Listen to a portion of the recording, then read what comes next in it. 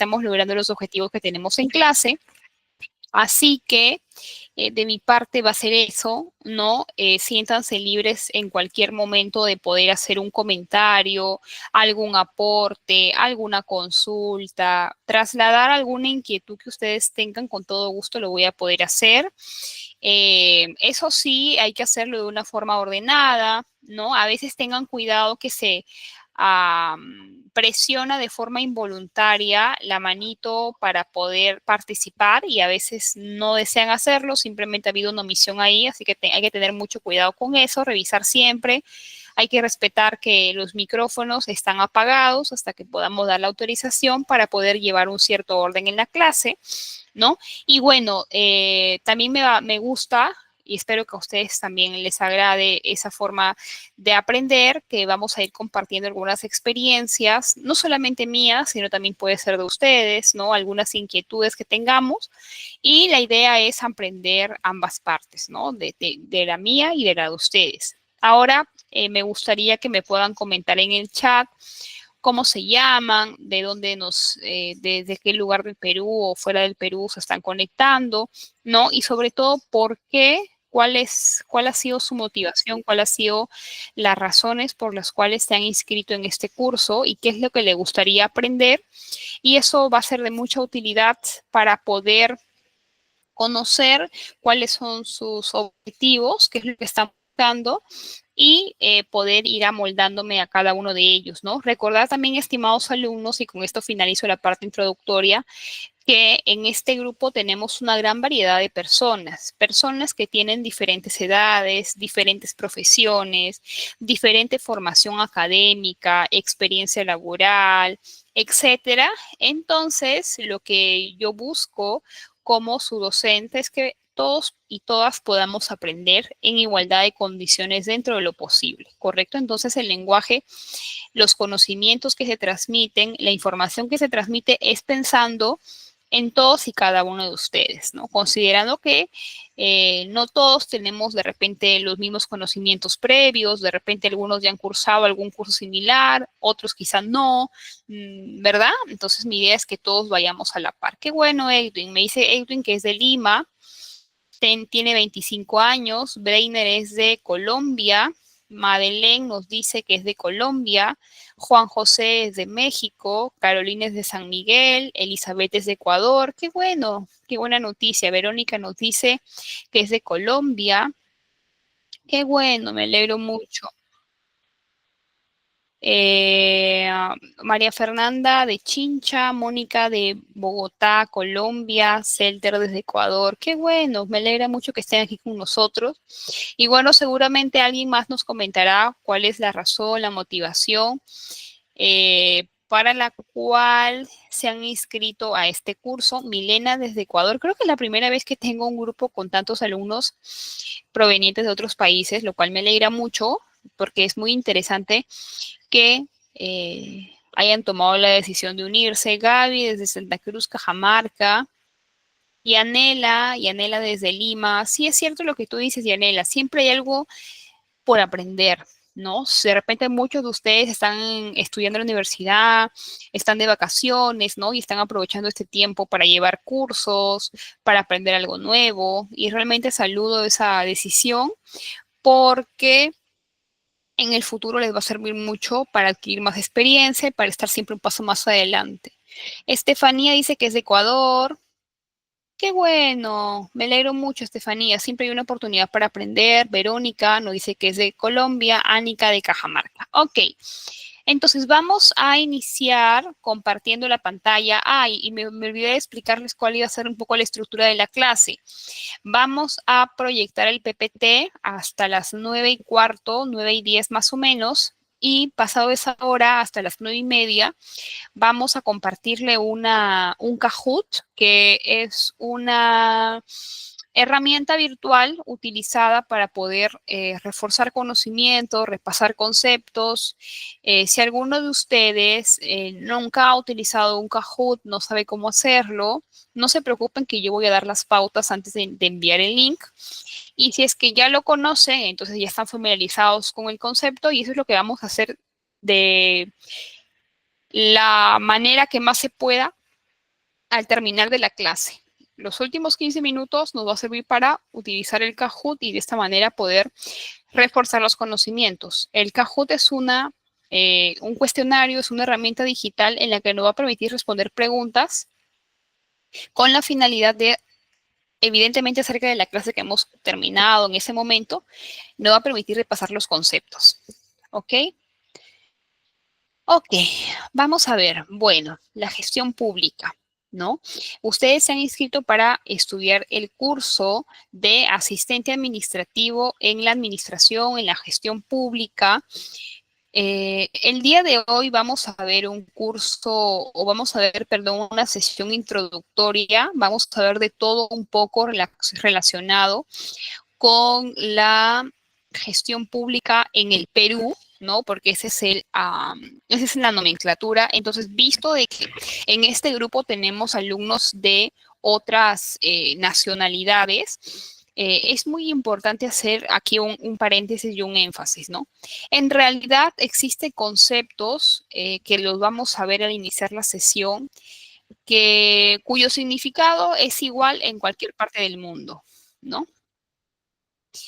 Existen otros ya más específicos, por ejemplo, relacionado a la organización política del país, relacionado al sistema político del país, relacionado a las normas o a la base legal que regula la gestión pública en cada país, que evidentemente no va a ser 100% igual. Pero la parte positiva es de que la mayoría de las personas que me escriben son personas que viven en Latinoamérica, que viven en países hispanos, que viven en países democráticos como Colombia, como México, como Ecuador. Entonces, nuestros sistemas políticos y administrativos son similares, pero no iguales. Ojo con lo que estoy diciendo acá, similares, pero no iguales. En ese sentido, cuando vayamos desarrollando las clases posteriores o de repente en esta que podamos hablar de alguna característica peculiar de nuestro país, yo voy a hacer esa mención, voy a hacer esa diferencia considerando a sus compañeros para que de repente nos pueda servir esa información a fin de buscar el comparativo de cómo funciona ese mismo tema en otro país. Porque definitivamente la forma en cómo opera la gestión pública en un determinado país casi siempre tienen las mismas variantes. Lo que va a cambiar son las particularidades, de repente las normas, no los estamentos, pero son muy similares unos de los otros, ¿ok? Entonces, realmente decir que en lo particular a mí la gestión pública me apasiona. Desde que estaba estudiando siempre supe que era lo que me quería dedicar en el futuro, ¿no? El servicio público es una vocación, tiene que ser una vocación, porque si no lo es, puede ser que cambies de parecer en el camino, ¿no? Porque tienes que afrontar muchas vicisitudes y muchas situaciones que de repente no afrontarías trabajando en el sector privado. En el sector privado la dinámica es más fácil, los procesos son más ágiles, los resultados, tú trabajas para otros resultados, ¿no? Resultados más comerciales, más de productividad, ¿no? En el estado, dependiendo del sector en el que trabajes, básicamente lo haces para un bien común, ¿no? Lo haces pensando en el bienestar de las demás personas, lo haces pensando en el cierre de brechas de determinados servicios, ¿no? Entonces, me gustaría empezar contándoles eso porque si es que alguno de ustedes que he leído por ahí por los comentarios está interesado en ingresar a trabajar en el Estado, tiene esa aspiración, tiene ese objetivo, tiene ese sueño, ¿no? Y están seguros de que esa es su motivación principal, de que a eso quieren aspirar, bienvenidos, bienvenidos sean. ¿No? Y es necesario que estén completamente seguros de esa vocación, porque si uno quiere hacer una carrera pública honesta, una carrera pública bien hecha, formada, en formación continua, ¿no? Y sobre todo dejando de lado intereses personales y priorizando el interés común, va a dejarte muchas lecciones positivas en tu vida, como lo ha dejado en la mía. Ya algunos años inmersa en este rubro, ¿no? Y sobre todo esa fue una de las razones que me animó a ser docente, porque siempre quise compartir mis experiencias y quiero animar a otras personas a ser gestores públicos, buenos gestores públicos de calidad y gestores públicos que estén comprometidos con su país y con la población a la que atiende, ¿no? Entonces, cuando nosotros pensamos en el nombre de la sesión y pensamos en introducción a la gestión pública en nuestro país como primer gran tema que tenemos que abordar, definitivamente yo he escogido algunos subtemas o algunos temas en específico que yo considero que toda persona que esté interesada en trabajar en la gestión pública hoy o mañana, en el presente o en el futuro, debe conocer y debe repasar. Porque a veces nos olvidamos de ciertos conceptos que pueden ser para algunos muy básicos, ¿no? Pero que indefectiblemente son de mucha utilidad para entender no solamente qué es la gestión pública, ni solamente tampoco entender cómo funciona, cómo es el aparato que hace funcionar la gestión pública, sino qué propósito busca cumplir el servicio o los servicios que ejecuta, que ofrece la gestión pública. Entonces, en razón a ello, eh, aquí tenemos en el segundo PPT los objetivos que planteamos lograr el día de hoy, que planteo yo lograr en ustedes el día de hoy. El primero de ellos está referido a revisar los conceptos más básicos o los conceptos, cuando digo me refiero a básicos, no quiero decir los conceptos más simples, los conceptos menos importantes, sino los conceptos principales, los conceptos que toda persona interesada en iniciar una carrera en el Estado debería conocer, vinculados a la gestión pública. Luego vamos a estudiar un poco cómo se ha ido desarrollando, cómo ha ido evolucionando la gestión pública en nuestro país y conocer de qué forma actualmente acciona o se maneja, ¿no? También vamos a hacer algunas diferencias conceptuales entre administración pública y gestión pública y vamos a tratar de sintetizar en el poco tiempo que tenemos de clase cómo funcionan determinados sistemas funcionales y administrativos del Estado. Luego repetir que si alguien tiene alguna duda, me lo haga saber y oportunamente lo podemos absolver. Entonces, bien, si me preguntaran, licenciada, ¿cuál es el primer concepto que todo aquel alumno, que toda aquel persona interesada en iniciar una formación académica para entender la gestión pública debe saber? Y yo diría, en primer lugar, el Estado, ¿no? Eh, y viene la pregunta, ¿no? ¿Qué entendemos por Estado? ¿Qué es para nosotros el Estado? ¿No? Y lo primero que tenemos que decir, estimados alumnos, es que el Estado es un concepto eh, que vive en el imaginario de nuestra mente y de la sociedad. ¿Qué quiero decir con eso? Que el Estado es un concepto que se ha creado, no tangible, evidentemente, que se ha creado para describir, para conceptualizar una situación. ¿Y cuál es esa situación? Bueno, vamos a hablar un poco del caso peruano, ¿no? Nosotros como ciudadanos peruanos, ¿no? Desde la fundación de nuestra república, ¿verdad? Desde nuestra independencia, incluso antes, ¿no? Pero vamos a pensar desde la independencia hacia adelante como un hito, como un hito de cambio y una formalización de la estructura de nuestro país. Entonces, desde que nosotros nos independizamos, nos identificamos, nos declaramos un país libre, un país soberano, identificamos 4 cosas.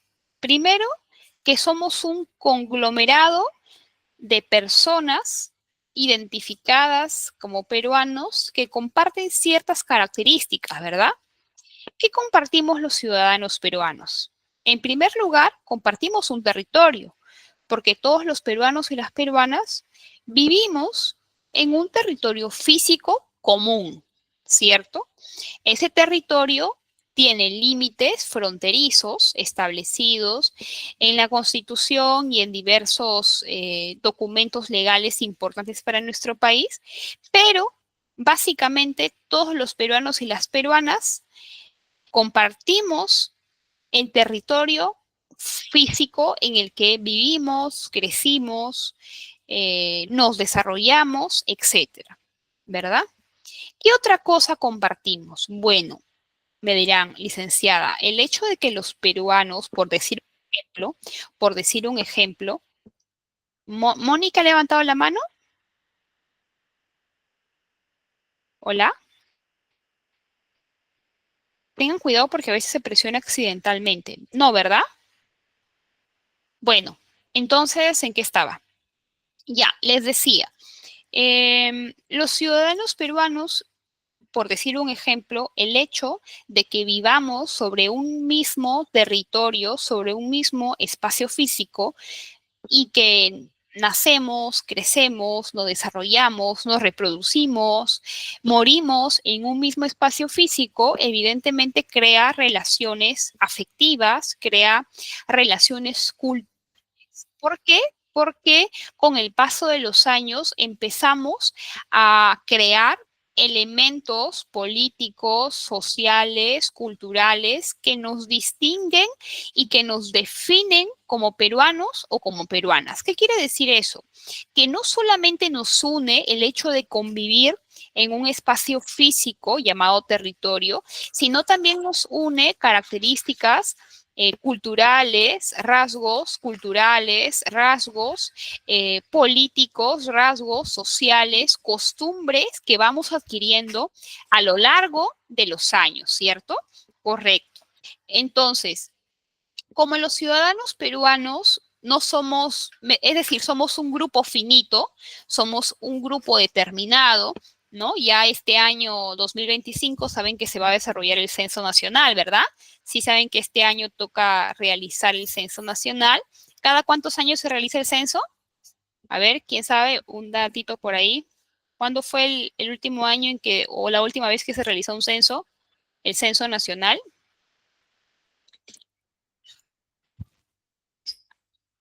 ¿Alguna idea, estimados?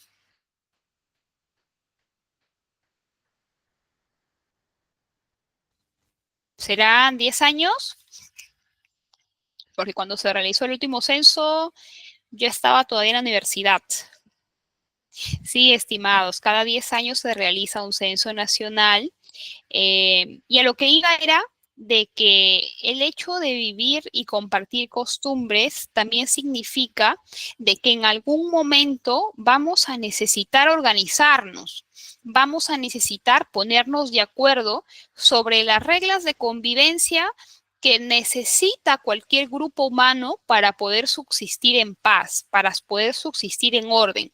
¿Se imagina qué pasara si un grupo de personas, por muy pequeña o por muy grande que sea, viviera de una forma desordenada, de una forma desorganizada y no se supiera, no se entendiera qué se necesita cumplir, qué reglas se necesita cumplir, a quién debemos o quién ejerce la representación, quién ejerce el poder político? ¿Se imaginarían el caos que eso significaría para todas las personas, el desorden social que eso significaría para las personas? En razón a eso es de que los ciudadanos peruanos, desde el momento en que se independizaron, determinaron que para vivir en paz, que para vivir con orden, que para vivir con prosperidad, necesitaban organizarse política y administrativamente. ¿Qué quiere decir organizarse políticamente? En el sentido de que tenían la necesidad y la responsabilidad de determinar de qué manera se iba a ejercer el poder político quiere decir el poder para tomar decisiones fundamentales para todas las personas. Entendieron que era imposible que todas las personas tuvieran esa potestad para tomar decisiones y determinaron de qué forma los ciudadanos peruanos, los peruanos iban a elegir autoridades, iban a determinar a las personas que en representación de todos iban a tomar decisiones trascendentales para el país, ¿correcto? Y no solamente eso, sino que también entendieron que para que funcionara su sociedad, que para que funcionara su convivencia, era necesario una organización de carácter administrativo, ¿no? En el sentido de que necesita nuestro país una constitución. Sí, necesitamos una constitución porque hemos decidido que vamos a elegir a nuestras autoridades por mayoría, ¿no? Que la mayoría de los ciudadanos va a decidir en una votación quiénes van a ser nuestras autoridades. Ahora, en esa constitución, en ese documento magno, en ese documento trascendental para la vida de nuestro país, no solamente se va a consignar que somos un país democrático, sino también que se va a determinar de qué manera el Estado se va a organizar administrativamente para hacer funcionar o brindar servicios públicos.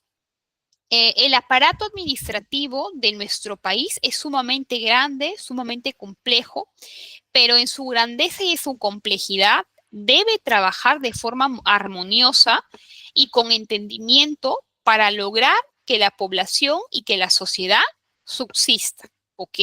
Entonces, a esa forma de organizarnos política, social, administrativamente, esa forma en la que nos organizamos y que la forma en cómo nos organizamos en el Perú no es la misma en cómo se organiza Estados Unidos, no es la misma en la forma en que se organiza Inglaterra. Cada país con sus similitudes o sus diferencias tiene formas particulares de organizar la vida en sociedad, pero lo que sí comparten todos los países es de que es necesario llevar un orden, llevar una organización para lograr una convivencia pacífica. Cuando las instituciones públicas se ven alteradas, se ven golpeadas, se ven menoscabadas, se ven derrocadas, es donde empieza a surgir el desorden, el caos, el descontrol, ¿no? En las sociedades e incluso hasta una eventual desaparición de las sociedades. Entonces, el Estado, para ser considerado como Estado, para ser llamado como Estado, tiene que reunir 4 componentes, 4 elementos, 4 características. Ya las dijimos algunas, pero lo vamos a repetir. La primera de ellas es de que todo Estado tiene que tener una población. En el caso del Estado peruano, ¿cuánta población tiene el Estado peruano? Bueno, según el último censo, aproximadamente 33 millones de peruanos, ¿no? Peruanos más, peruanos menos, porque ustedes saben que cada año hay variaciones en la población y ahora que se va a dar el censo vamos a conocer cuánto ha aumentado la población oficial en nuestro país desde el 2015 hasta el 2025. ¿Qué más? Todo estado tiene que tener un territorio. Ya dijimos que el territorio, ¿qué es, estimados alumnos? El territorio no es más que el espacio físico a través de la cual la población puede desarrollar su medio de vida. Ya tenemos 2. ¿Qué más? ¿Qué otro elemento necesita el Estado para ser considerado como tal? Poder. ¿Qué es el poder? Tan hablado, tan cuestionado, tan criticado, tan discutido, pero técnicamente, ¿qué es el poder? El poder, estimados alumnos, no es más que la facultad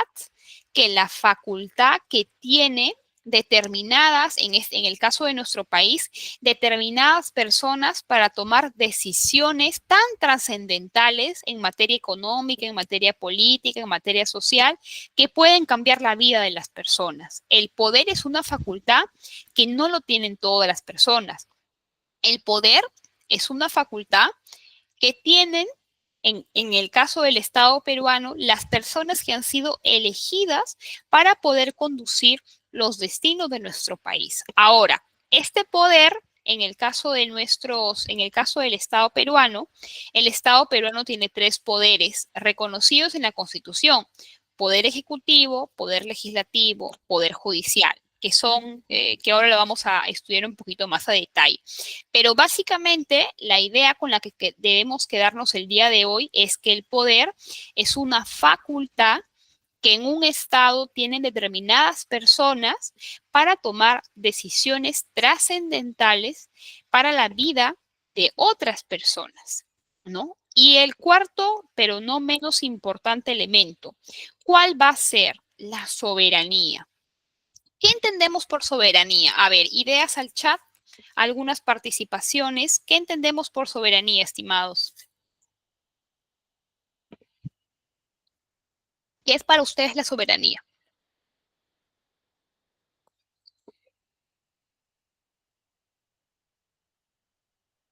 Hola, ¿sí me escuchan, verdad?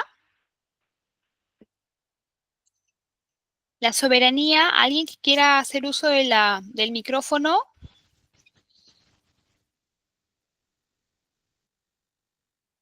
Ya está activo el micrófono para los que quieran participar.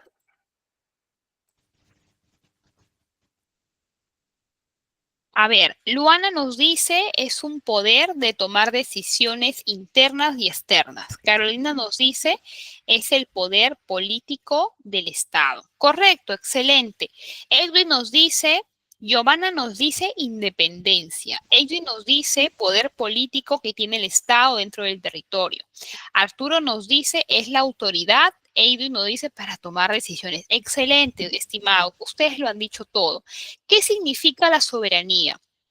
Significa la facultad, la capacidad, el poder que tiene un Estado para tomar decisiones, pero no solamente para tomarlas, sino para tomarlas de una forma libre, de una forma completamente ajena a interferencias de cualquier tipo.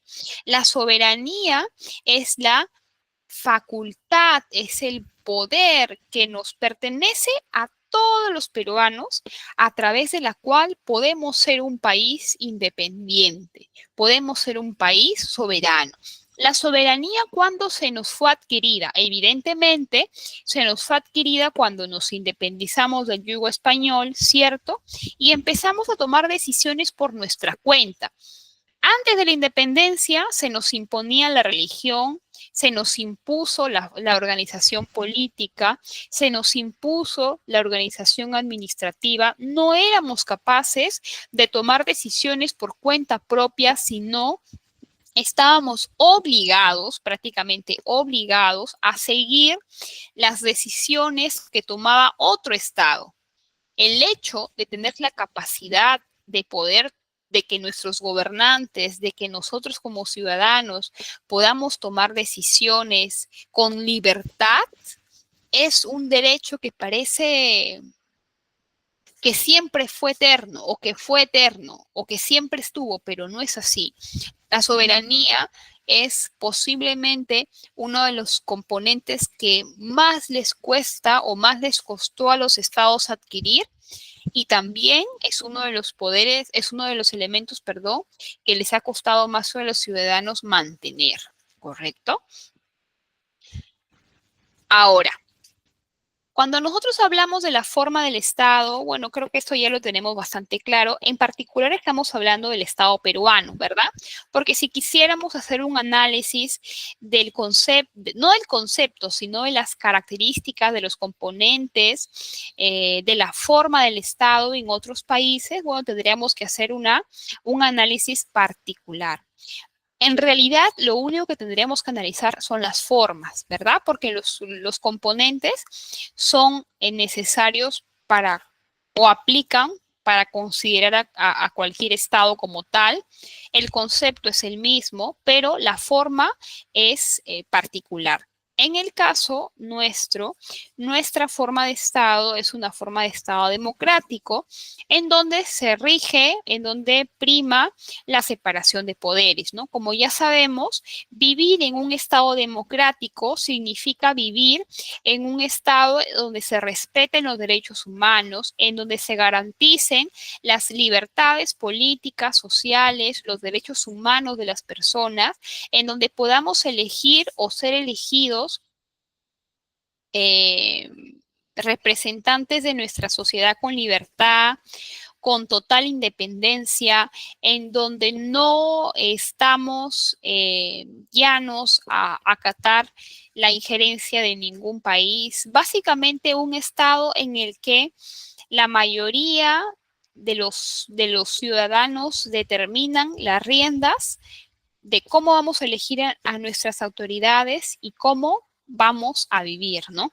Un Estado democrático es un Estado donde está permitido la libertad de expresión, donde está garantizada la libertad de prensa, donde está garantizado la libertad de expresarse de acuerdo a tus formas o costumbres culturales, sociales, donde no discriminamos, donde respetamos las diferentes etnias, por ejemplo, que tiene nuestro país, etcétera.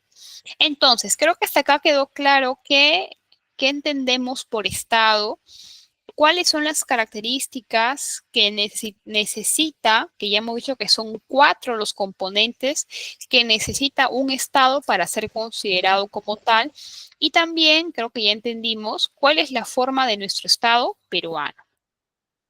Ahora bien, vamos a ir un poquito al desagregado. Otro concepto que también tenemos que manejar, estimados alumnos, cuando queremos iniciar una formación en la gestión pública, es que tenemos que tener muy claro, muy presente y sobre todo saber diferenciar cómo se organiza el Estado peruano. El Estado peruano hemos dicho que es un Estado democrático, donde rige la separación de poderes. ¿Por qué la separación de poderes? Porque hemos entendido o estamos de acuerdo con la premisa de que cualquier Estado que concentre el poder en una sola persona tiende a la tiranía, tiende al desorden, tiende a la pobreza, tiende al caos. ¿Qué quiere decir?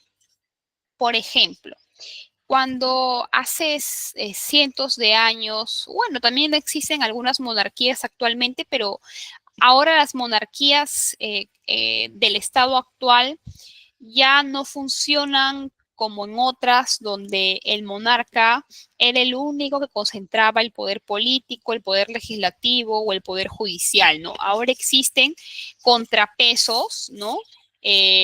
Como por ejemplo el caso de Inglaterra, donde existe un rey, una reina, pero ellos como tales no toman las decisiones importantes para el país.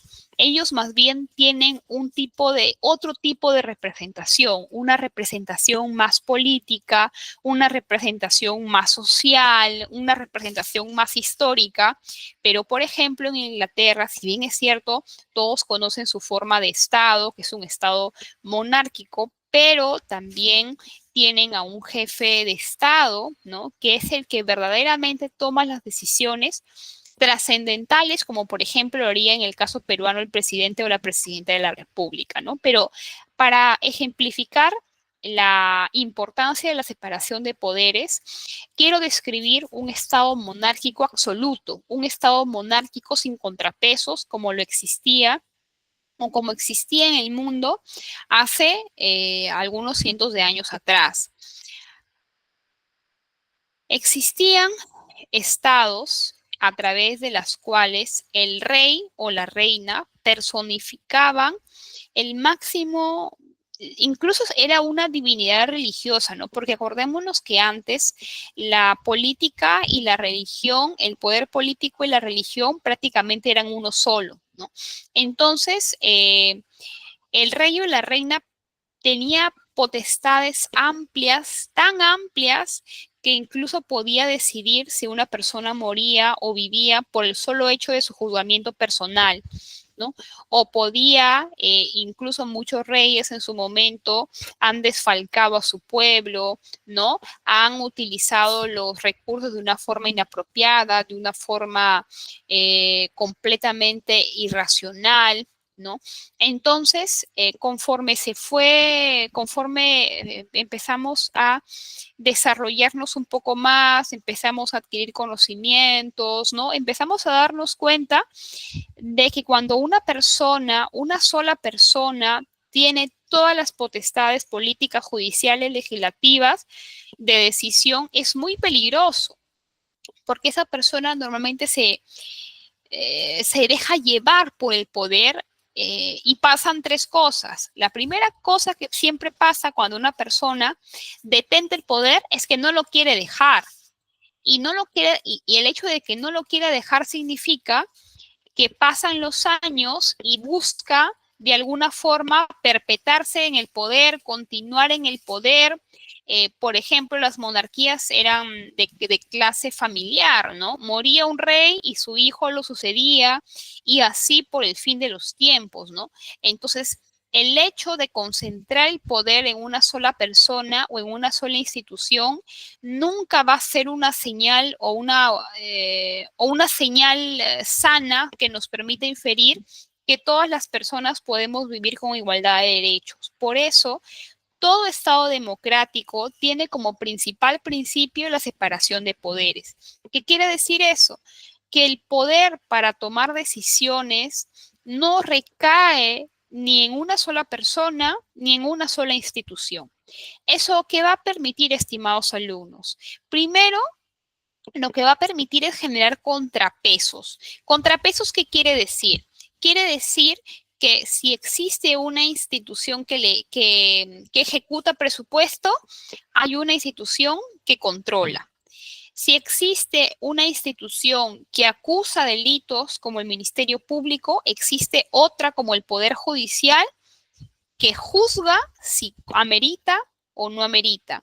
Si existe un presidente que elabora una ley, existe un Congreso de la República que podría o tiene la capacidad para observarlo, ¿no? Entonces, ven esa estrategia o esa forma a través de las cuales buscamos garantizar que nadie, en teoría, y lo digo y lo remarco, en teoría pueda aprovecharse de ese poder que tiene para beneficios personales, para perpetuarse en el poder o para poder perjudicar a un determinado grupo de personas. ¿Cuáles son esos tres poderes? Son tres: poder ejecutivo, poder legislativo, poder judicial. El poder ejecutivo ya sabemos que lo representa el presidente de la República. El presidente de la República es un cargo de elección popular, ¿verdad? Es un cargo que se elige mediante votaciones, ¿no? Y que tiene un periodo de mando. En este caso, el presidente de la República es elegido por un periodo de 5 años para ser presidente. Está establecido en la Constitución que tienes que ser mayor de 35 años, tienes que ser de nacionalidad peruana, ¿no? Y estar habilitado en tus condiciones como peruano físicas para poder ejercer o postular para ese cargo, ¿no? El poder ejecutivo tiene un contrapeso que es el poder legislativo. El poder legislativo es la institución que también proviene del voto popular, que también son cargos de elección popular, que establece que exista un fuero político para realizar tres acciones: para poder legislar, o sea, crear leyes, representar a quienes, a todos los peruanos, y poder fiscalizar. ¿Fiscalizar a quiénes? A otras instituciones. ¿En qué sentido fiscalizar? En el sentido de que los congresistas tienen la potestad de iniciar acciones como, por ejemplo, pedir información sobre una obra, pedir información sobre un hecho que aparenta, por ejemplo, ser de abuso, ¿no? Un hecho que podría ser de interés público, ¿no? Pueden apersonarse a instituciones, pueden realizar visitas inopinadas. Eso es lo que conocemos como la capacidad de fiscalizar. Entonces, el Poder Legislativo es un órgano que está compuesto por 130 congresistas. Ojo que actualmente se ha aprobado una modificación o lo que se conoce como una modificación constitucional, ¿no? A través de la cual se ha variado la composición del Parlamento. Desde la Constitución del año 1993, que es la Constitución que nos rige actualmente, establecía un Congreso unicameral. ¿Qué significa un Congreso unicameral? Quiere decir que lo conforma el Poder Legislativo una única Cámara conformado por 130 personas que para ser elegidas necesitan cumplir dos requisitos. Primero, ser peruana o peruano y segundo, ser mayor de 25 años. Entonces, el otro año, cuando tengamos elecciones generales, porque el otro año vamos a elegir a presidente y a congresistas ya no. ¿Por qué congresistas ya no?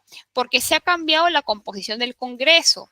Ahora el Congreso de la República va a tener dos cámaras, senadores y diputados, lo que va a incrementar el número de legisladores, pero que en teoría busca mejorar la calidad de las leyes al colocar más filtros, ¿no? Al colocar más candados para que las leyes puedan revisarse con un mayor análisis, ¿no? En teoría, porque no, al final todo puede pasar. ¿Qué más? Además del poder legislativo, tenemos al poder judicial. El poder judicial son aquellas instituciones encargadas de perseguir delitos, de administrar justicia en nuestro país, que está vinculada a diversas especialidades, ¿verdad? Tenemos delitos penales, delitos civiles, delitos cometidos por funcionarios públicos, tenemos delitos ambientales, culturales, de apropiación de la propiedad intelectual, en fin, tenemos diversos en nuestra normativa, en nuestro compendio legal, una serie de normas que establece qué es lo que se puede hacer y qué es lo que no se puede hacer. Pero más está establecido qué es lo que no se puede hacer, ¿verdad? Entonces, si en algún momento una persona ha cometido una infracción, para ser juzgado en el Poder Judicial, efectivamente has debido cometer un delito o un presunto delito, ¿no? Se te será acusado, procesado, juzgado, sentenciado de corresponder o de repente absuelto en el fuero judicial. El Poder Judicial tiene principalmente instituciones que se encargan de perseguir el delito, de representar al Estado para perseguir el delito, como es el Ministerio Público, y tenemos al Poder Judicial como tal, que es la institución encargada de juzgar de acuerdo a los medios probatorios, de acuerdo a todos los requerimientos legales, la culpabilidad o la inocencia de una persona en sus diversas instancias. ¿Hasta acá todo claro o hay alguna pregunta, estimados? ¿Hasta aquí todo claro? Ok, gracias, perfecto. Vamos bajando un poquito con el acelerador. Ya. Entonces, un poquito hablando más al detalle, vamos cada vez entrando más al detalle. El Poder Ejecutivo, ¿por qué instituciones está compuesto? El Poder Ejecutivo, en primer lugar, la máxima autoridad, la cabeza del Poder Ejecutivo, siempre va a ser el presidente o la presidenta de la República. Ya hemos dicho que el presidente o la presidenta es un cargo de elección popular, ¿correcto?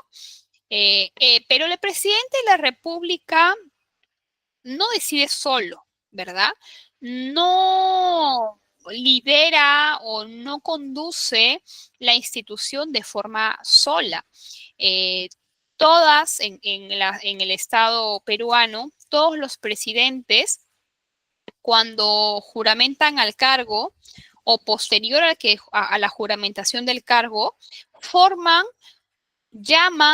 convocan a profesionales para poder ejercer, digamos, la asistencia técnica que necesita el presidente o la presidenta para tomar decisiones. ¿Cómo se llama ese órgano? Se llama Consejo de Ministros. Consejo de Ministros. ¿Quién preside el Consejo de Ministros? Una autoridad que se llama presidente del Consejo de Ministros, ¿correcto? Presidente del Consejo de Ministros. Entonces, este presidente del Consejo de Ministros y los ministros y el presidente va a conformar, ¿no?, el máximo órgano dentro del poder ejecutivo. Los ministros de Estado, para ser elegidos, necesitan tener la confianza del presidente o la presidenta. ¿Qué quiere decir su confianza? Que de acuerdo a su discrecionalidad, el presidente tiene la potestad discrecional, la decisión personal de determinar qué personas lo van a acompañar en su gabinete, ¿no? El Consejo de Ministros está conformado por diversas carteras que representa cada uno un sector en el desarrollo de la vida del país. El sector educación, el sector vivienda, el sector de desarrollo agrario en el que yo trabajo, el sector cultura, el sector ambiente, el sector justicia, el sector minería, el sector comercio exterior, el sector mujer y poblaciones vulnerables, etcétera, etcétera, etcétera. ¿Ok? ¿Qué más? El Poder Ejecutivo también tiene organismos públicos, ¿verdad? Organismos públicos que están adscritos a diversos sectores que podemos tener organismos públicos especializados, ¿verdad? Por ejemplo, tenemos organismos técnicos reguladores, como por ejemplo la SUNAS, ¿no? La Superintendencia. ¿Qué más tenemos como organismos reguladores? OCITEL también, ¿verdad? Otro organismo regulador que conozcamos. No, en organismos, en economía es un sector que lo representa un ministerio, pero en los organismos públicos o SINERMIN, ¿correcto? Estamos hablando de ya organismos especializados que están adscritos o que pertenecen a diferentes sectores dentro de la cartera de ministerios, ¿correcto? Que son muchos y que por el tiempo ya no vamos a mencionar tanto a detalle. Ahora, respecto al poder legislativo, correcto, ya han mencionado acá sus compañeros. Ya repasamos y ya tenemos claro que el poder legislativo tiene tres funciones: legisla, fiscaliza y representa. Ya hemos dicho también, estimados alumnos, que la organización del Congreso ha cambiado debido a la aprobación de una modificación constitucional, que fue un proceso bastante largo, bastante engorroso, porque para cambiar la Constitución se establecen muchos más candados que para poder hacer, por ejemplo, la modificación de una ley común y corriente, ¿no? Para modificar una ley necesitas un menor número de votos, necesitas no solamente un menor número, sino una menor votación, porque para hacer una modificación constitucional debes hacerlo en 2 legislaturas diferentes. Pero bueno, un poquito para explicarles más sobre cómo funciona, cómo se estructura el poder legislativo, ¿ok? Ya hemos dicho que vamos desde abajo hacia arriba, ¿correcto?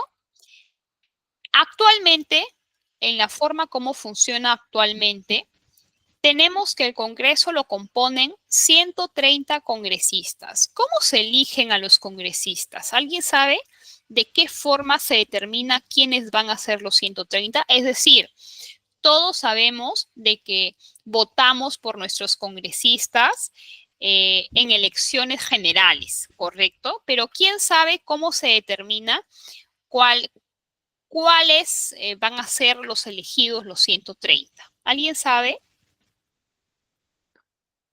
¿Alguien quiere ese dato?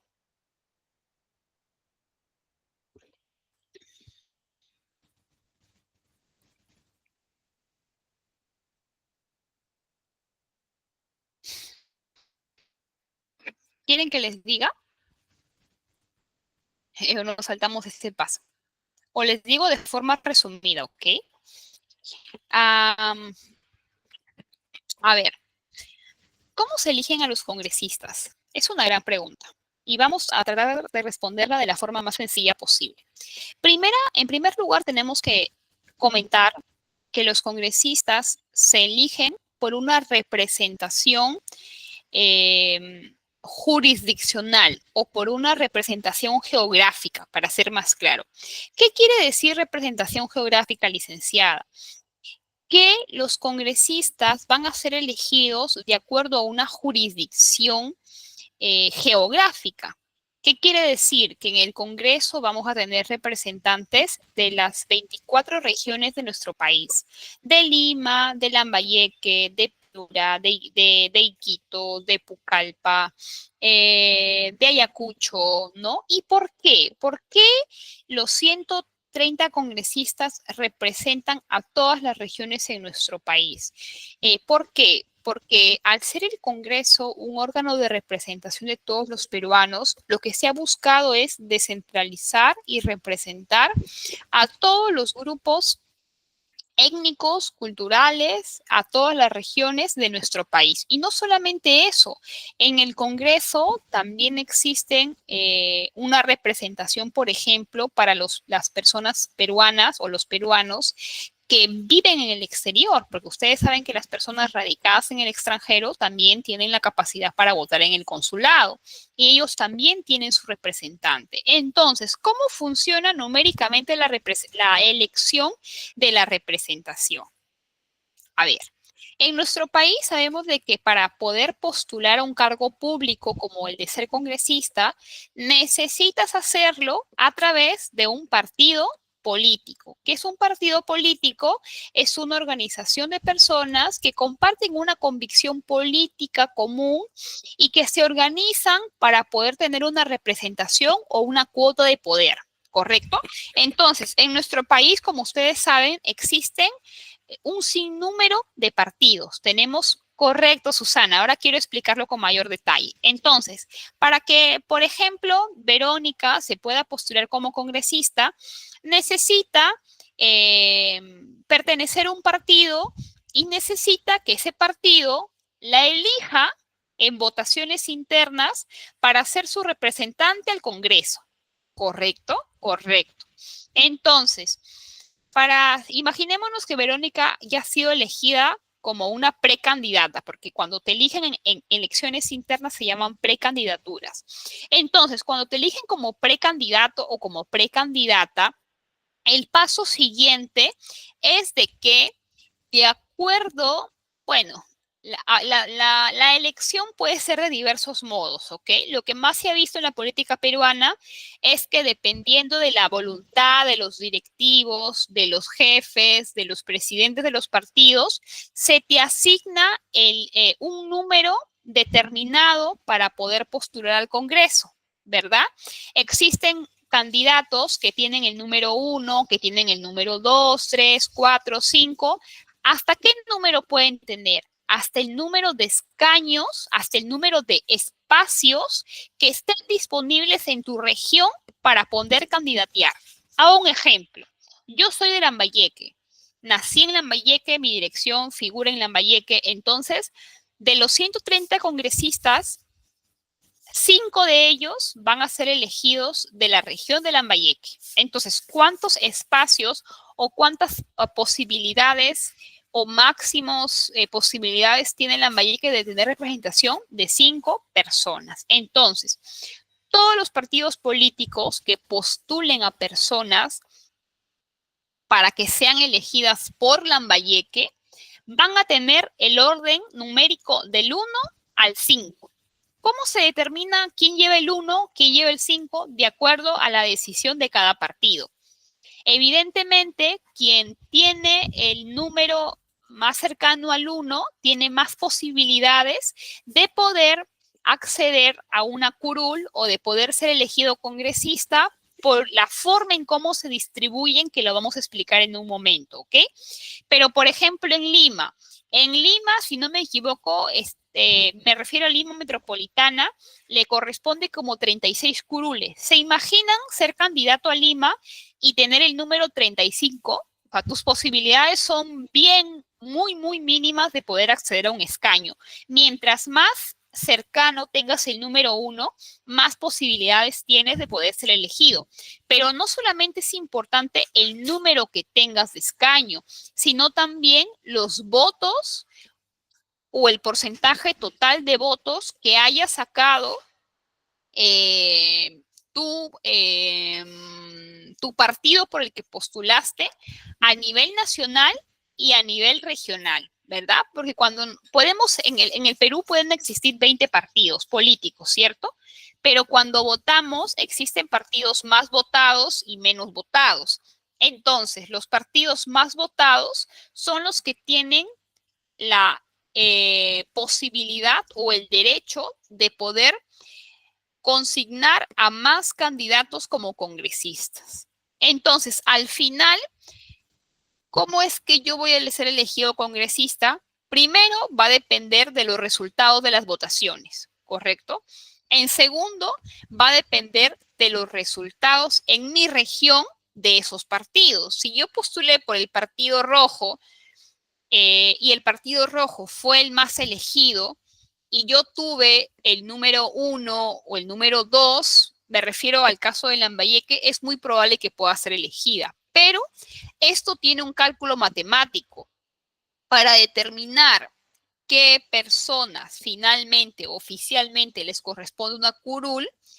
La OMPE, que es el órgano encargado de poder desarrollar las elecciones y procesar los resultados, aplica una fórmula matemática que establece hasta por décimas a quienes les corresponden los 130 escaños dentro del Parlamento, ¿correcto? Esa fórmula matemática es muy interesante, se llama cifra repartidora y simplemente es una fórmula matemática que se aplica para poder determinar quiénes son congresistas. Ok, espero haber sido un poco clara en mi explicación y me haya podido entender. Y a continuación vamos a seguir explicando cómo se distribuye, cómo se estructura el poder legislativo en nuestro país. Entonces, los 130 congresistas que han sido elegidos, cuando se reúnen todos los congresistas, conforman el máximo órgano del Congreso, que se llama Pleno.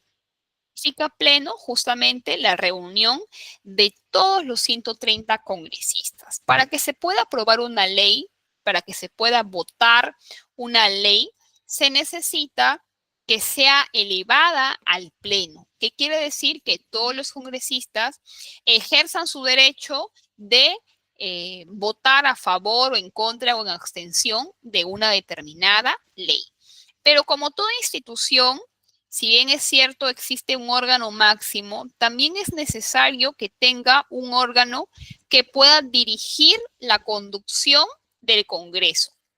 ¿En qué sentido, licenciada, conduzca el Congreso? En un sentido administrativo, porque como toda institución tiene trabajadores, tiene una oficina de recursos humanos, tiene necesidades logísticas, tiene requerimiento de bienes, de servicios, de obras, ¿no?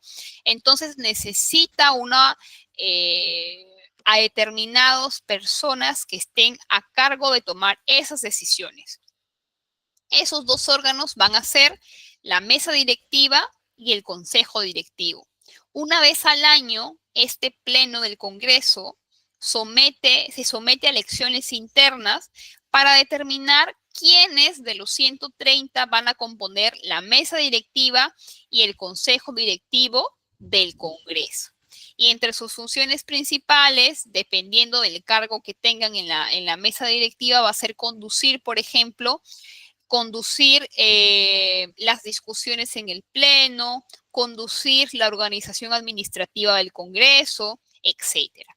Suelen ser puestos bien peleados, ¿no? Bastante requeridos, demandados por los congresistas porque les da también un estatus diferente, ¿no? No es lo mismo ser congresista que ser presidente del Congreso, ¿no? Definitivamente te otorga otra cuota de poder diferente. Actualmente, ¿no? Tenemos a un presidente del Congreso que tiene un periodo de cargo, un periodo de poder de 1 año, ¿no? Que se llama o que encabeza la presidencia del Congreso. Ahora, para terminar, la oficialía mayor. ¿Qué es la oficialía mayor? No sé si ustedes han visto ahora una situación mediática que involucra al Congreso, de la que no quiero ahondar, pero que me va a permitir hacer una explicación de lo que estoy diciendo acá. No sé si algunos de ustedes están enterados, sobre todo los peruanos, ¿no? Pero hay una situación mediática que tiene su foco en el Congreso y en diversas entidades, dependencias del Congreso, ¿no? Sí me estoy dejando entender, ¿no? ¿Alguno de ustedes sí sabe a lo que me estoy refiriendo? O no, de repente, para hacer otro ejemplo. Hola.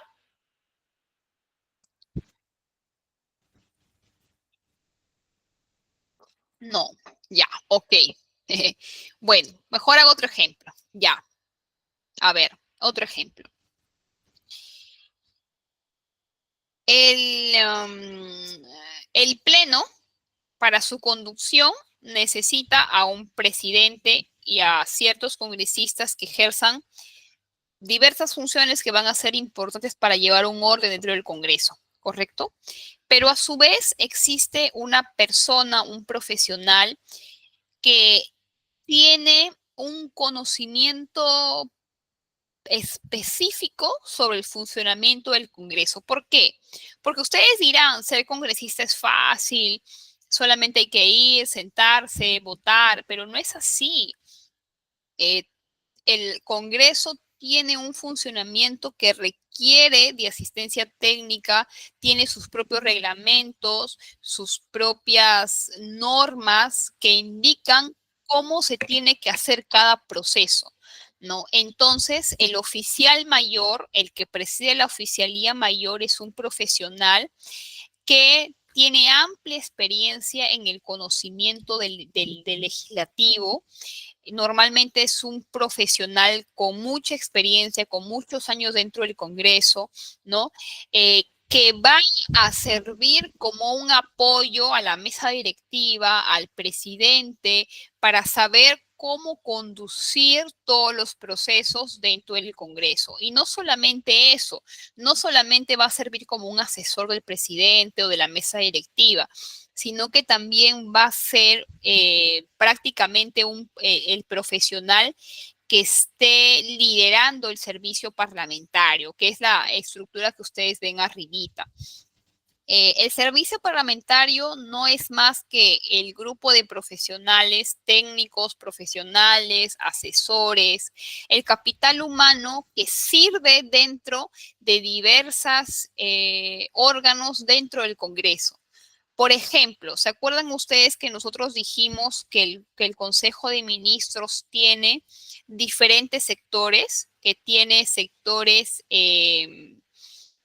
de acuerdo a los servicios que brinda el Estado? Hay un sector de educación, hay un sector de ambiental, hay un sector de cultura. Bueno, el Congreso también tiene comisiones.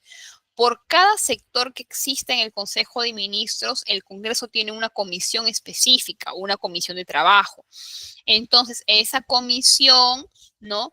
Esa comisión necesita profesionales que trabajen asistiendo técnicamente a esa comisión, asistiendo a los congresistas, ¿no? Y todos ellos forman lo que se llama como servicio parlamentario.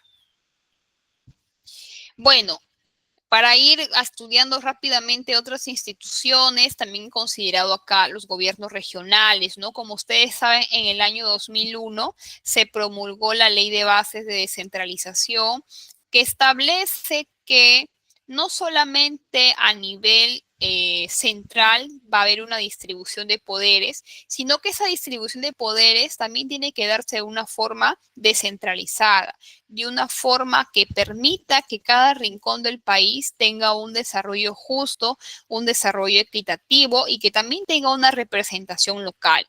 Para eso se crea o se promulga la Ley de Base de Descentralización, que establece independencia política, económica, administrativa de instituciones tales como los gobiernos regionales, las municipalidades, provinciales, distritales, etcétera, ¿no? ¿Cuáles son las funciones de los gobiernos regionales? Planificar el desarrollo de la región, formular un instrumento normativo que se llama Plan de Desarrollo Regional, promover las inversiones públicas en proyectos de infraestructura, energía, comunicaciones, etcétera. Ahora bien, creo que el tiempo nos va a quedar corto para lo que tenía para clase, pero bueno, ¿qué entendemos por gestión pública? A continuación, o hace un momento, perdón, acabo de describirles a ustedes diversas instituciones, ¿cierto? Les he descrito algunos ministerios, les he descrito el Congreso de la República, hemos hablado de la SUNAS, de OCIPTEL, de OCINERMIN, hemos hablado de diversas instituciones públicas, ¿correcto? Entonces, ese conjunto de instituciones públicas que en nuestro país existen a nivel regional, local, central, sectorial, etcétera, todas esas instituciones que en su conjunto brindan diversos servicios públicos van a ser considerados o forman parte de un concepto que conocemos como administración pública. Cuando hablemos de administración pública, ¿de qué vamos a hablar? De las instituciones públicas que brindan servicios públicos en cualquier nivel de gobierno. Licenciada, ¿una municipalidad es una institución que forma parte de la administración pública? Correcto. ¿Un gobierno regional es una institución que forma parte de la administración pública? Correcto. ¿El Ministerio Público formará parte de la administración pública? Correcto. ¿Por qué? Porque la administración pública es el conjunto de instituciones que brindan un servicio público. Pero la administración pública no es lo mismo que la gestión pública. ¿Por qué?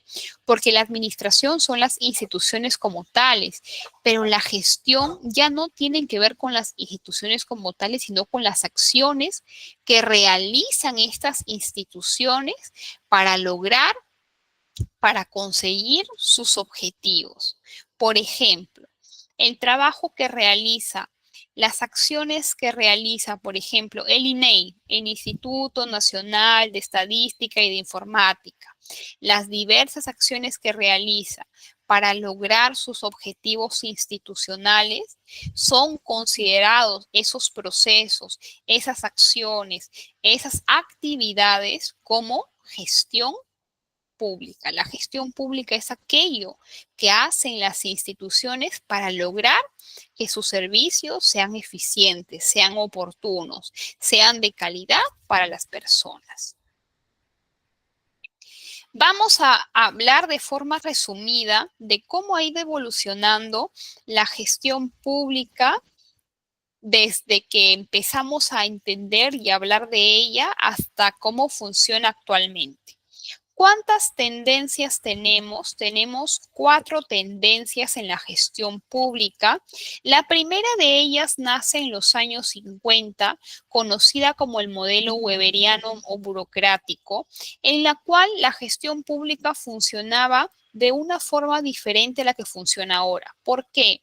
Porque antes no se preocupaban los gestores públicos de brindar un servicio de calidad, sino se preocupaban en apegarse lo máximo posible a las normas. Si la norma decía que tú, por ejemplo, necesitas 5 años para formular un proyecto y poder hacer realidad una intervención, una obra pública, bueno, 5 años se necesitará. No importaba si las personas sufrieran enfermedades, tuvieran afectaciones físicas, económicas, porque lo que importaba más era apegarse a cumplir la norma. Si tú cumplías la norma, eras eficiente, eras reconocido, eras premiado, ¿no? Ahora sabemos de que esa no es la visión correcta, pero es la forma en cómo se manejaba así en esa época. En los años 90 empieza a cambiar la forma en cómo se entiende y se promueve la gestión pública y empezamos a pensar más en que la gestión pública tiene que beneficiar al ciudadano. Tenemos que preocuparnos más en darse un servicio de calidad en cumplir exactamente lo que dice la norma. Eso no significa que podemos saltarnos procesos, que podemos distorsionar la norma, pero tenemos siempre que tener en cuenta que las instituciones, perdón, que las instituciones públicas han sido creadas para brindar o para atender al ciudadano y que esa es su prioridad. Ya pasado el nuevo siglo, ¿no? Es de que empezamos a no solamente a pensar en que la gestión pública debe servir a las personas, sino también en que el Estado necesita funcionar con ciertas características del sector privado. ¿Por qué? Porque nos empezamos a dar cuenta, empezamos a mirar a los costados y empezamos a darnos cuenta que el Estado, que el sector privado funciona más eficientemente que el Estado. El sector privado es más ágil, el sector privado brinda un servicio de mejor calidad, el sector privado es más oportuno, la gente se siente más satisfecha, se siente más feliz de recibir un servicio de índole privada. Entonces empezamos a decir, necesitamos lograr no ser iguales, pero sí incorporar elementos que nos permitan ser un Estado más eficiente y eso lo vamos a hacer adoptando metodologías, estrategias y formas de intervención que aplica el sector privado. Y finalmente, ¿cuál es el sector? ¿Cuál es, perdón, la tendencia? ¿Cuál es la forma en cómo funciona la gestión pública actualmente, hoy en día? Bueno, a través de un enfoque que se llama gestión por resultados. ¿Qué significa la gestión por resultados? La gestión por resultados no es más que una metodología a través de la cual los servicios públicos van a medirse en su calidad de acuerdo a indicadores cualitativos y cuantitativos. ¿Qué quiere decir cualitativos y cualitativos? Que vamos a empezar a medir los resultados del servicio público de acuerdo a la satisfacción de las personas, al grado o al nivel de calidad del servicio público, pero también en base a objetivos numéricos.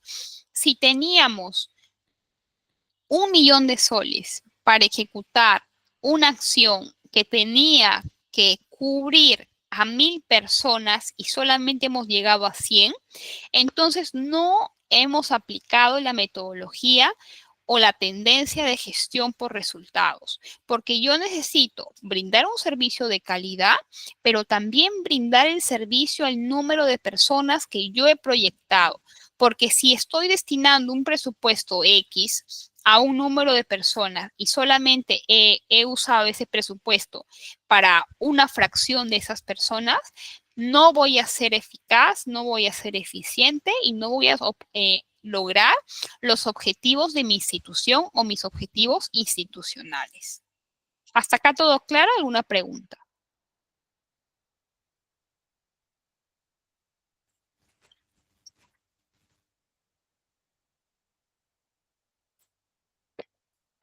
¿Todo claro? Ok, seguros. Ya. Bueno, los principios de la gestión pública, que ya los conocemos, pero nunca está de más poder repasarlos. El principio principal, yo me atrevería a decir, es el principio de servir al ciudadano. La gestión pública, su razón de ser, su corazón, su centro de gravedad, su columna vertebral, siempre va a ser pensar en servir al ciudadano, pero no solamente en servirlo, sino en servirlo con transparencia, con inclusión, pensando en los grupos minoritarios que existen en nuestro país, pensando en la equidad, en distribuir los recursos de la manera más justa posible, de hacerlo de acuerdo a la legalidad, de acuerdo a las reglas, de acuerdo a las normas, de acuerdo a las leyes que rigen la vida de nuestro país y también haciéndolo en un clima de cooperación entre las instituciones, en que todas las entidades no es que yo me encierro en mi institución y trabajo de forma aislada, de forma, de alguna manera egoísta, sino que yo necesito trabajar con otras instituciones del Estado para ser más eficiente. Y otra cosa que hemos ido incorporando a través de los años en la gestión pública es que no solamente hemos entendido que la razón de ser de la gestión pública es el ciudadano, sino también que lo hemos incluido en el funcionamiento del Estado. ¿Por qué? Porque lo hemos hecho partícipe, le hemos otorgado derechos para poder tener herramientas de control que puedan fiscalizar los recursos públicos. Hemos creado las rendiciones de cuentas, ¿verdad? Los presupuestos participativos. Hemos creado la ley de acceso a la información pública, ¿no? Entonces, le hemos otorgado o le estamos otorgando a los ciudadanos las herramientas para poder hacer un control eficiente del gasto público, del accionar público. Por ejemplo, actualmente, si nosotros queremos saber cuánto es el presupuesto que le han asignado a, no sé, al gobierno regional de San Martín en el presupuesto público, lo podemos ver a través de Conectamef, la página amigable del Ministerio de Economía y Finanzas. Si a diciembre de este año queremos saber cuánto gastó nuestra municipalidad local, en qué gastó, cuánto devolvió al erario público, también lo podemos ver. ¿No? Entonces, tenemos muchas herramientas, claro que no todas son utilizadas ni conocidas, pero hemos entendido que el ciudadano no solamente es el fin, sino también tiene derecho a formar parte de procesos que incluyan su parecer, que incluyan su opinión o también su observación. Ahora, vamos a la parte final de la clase del día de hoy. Me parece que el Kahoot por tiempo lo vamos a dejar para los primeros minutos de la próxima clase, pero me gustaría explicarles a grandes rasgos, y lo complementamos la siguiente clase, de qué forma se organiza el Estado. El Estado, además de la separación de poderes que ya hemos visto, ¿verdad? De la ley de base de descentralización que también hemos analizado, en el ámbito administrativo se organiza de acuerdo a sistemas administrativos. ¿Qué quiere decir eso, licenciada? Quiere decir que el Estado peruano ha creado, ha oficializado, ha institucionalizado 11,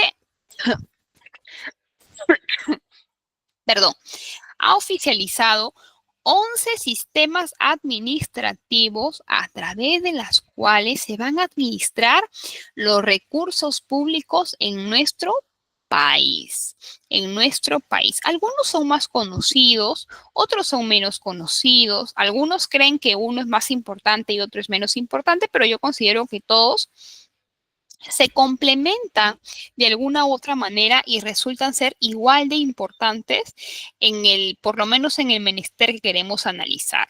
Vamos a mencionarlos y voy a describir dentro de lo que me alcance los minutos que faltan sus alcances y sus características, ¿no? En primer lugar, tenemos al sistema administrativo conocido, muy conocido por muchos, ¿no? De gestión de recursos humanos, que es un sistema que está adscrito a la PCM, a la Presidencia del Consejo de Ministros, y que tiene, ¿no? Y que tiene al servir como su órgano técnico, como su órgano rector. La palabra correcta es órgano rector. Entonces, ¿cómo entendemos en la gestión de recursos humanos el sistema administrativo? Fácil. ¿Cuántas instituciones públicas tiene nuestro país? Muchas, ¿verdad? A nivel regional, local y central. Para que las instituciones puedan operar, necesita a personas, técnicos, profesionales, colaboradores, que permitan que estas instituciones brinden el servicio público. La forma en cómo se van a organizar esas personas, porque ustedes saben, para ingresar a las instituciones públicas puedes hacerlo de diferentes maneras.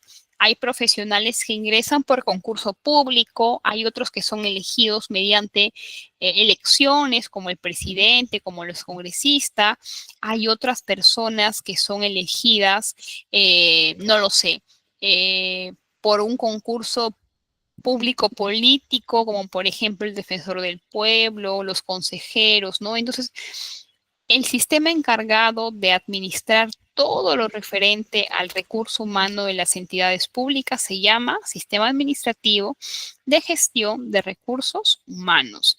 También tenemos un segundo sistema llamado Sistema Nacional de Abastecimiento. Por ejemplo, la RENIEC. La RENIEC es una institución pública que brinda, entre otros, el servicio de identificación, ¿verdad? Para que la RENIEC pueda otorgar DNIs, necesita insumos, ¿verdad? Necesita de repente una máquina para imprimir esos DNIs, necesita un almacén, necesita impresoras industriales, necesita el papel a través de la cual se emiten los DNIs, ¿verdad? O migraciones para poder brindar pasaportes, necesita requerir, necesita abastecerse de las libretas a través de las cuales se imprimen los DNIs, de cámaras fotográficas de alta gama, etcétera, etcétera. Entonces, todo aquel bien, servicio u obra que necesite una institución pública para funcionar y para brindar un servicio, pertenece al Sistema Nacional de Abastecimiento Público, que está adscrito al Ministerio de Economía y Finanzas. ¿Qué más? Sistema Administrativo de Presupuesto Público. El dinero de todos los peruanos y las peruanas, que proviene de los impuestos, que proviene de donaciones, que proviene de endeudamiento público, está organizado en una ley que se llama Ley del Presupuesto Público, ¿verdad? Bueno, entonces, la forma en cómo se elabore ese presupuesto, se apruebe ese presupuesto y se implemente ese presupuesto, va a estar a cargo del Sistema Administrativo de Presupuesto Público, ¿no? Complementado con el sistema de tesorería, el sistema de endeudamiento público, que para los que de repente no lo conocen, nuestro país pide préstamos, ¿no? Como es un país en vías de desarrollo y no tiene el dinero suficiente para financiar sus intervenciones, lo que hace es tocarle la puerta a bancos o a países más desarrollados, o también al Banco Mundial, al Fondo Monetario Internacional, bueno, a otras entidades y adquiere préstamos. Esos préstamos adquiridos y su administración y el ordenamiento como tal forma parte de un sistema conocido como Sistema Administrativo de Endeudamiento Público. Bueno, estimados, hasta aquí nos vamos a quedar por el día de hoy. Las disculpas del caso, de repente nos hemos extendido en un apartado que ha debido tomarnos menos tiempo, pero bueno, siempre en la gestión pública, como ustedes ven, el conocimiento es bastante extenso y siempre va a haber una oportunidad para poder aprender. Espero haber sido clara, espero que hayan aprendido algo nuevo y espero contar con ustedes el día miércoles a la misma hora para poder culminar con la sesión de hoy día, rendir el Kahoot y abordar la sesión número 2. Que pasen una gran noche y nos estaremos viendo el día miércoles. Muchas gracias.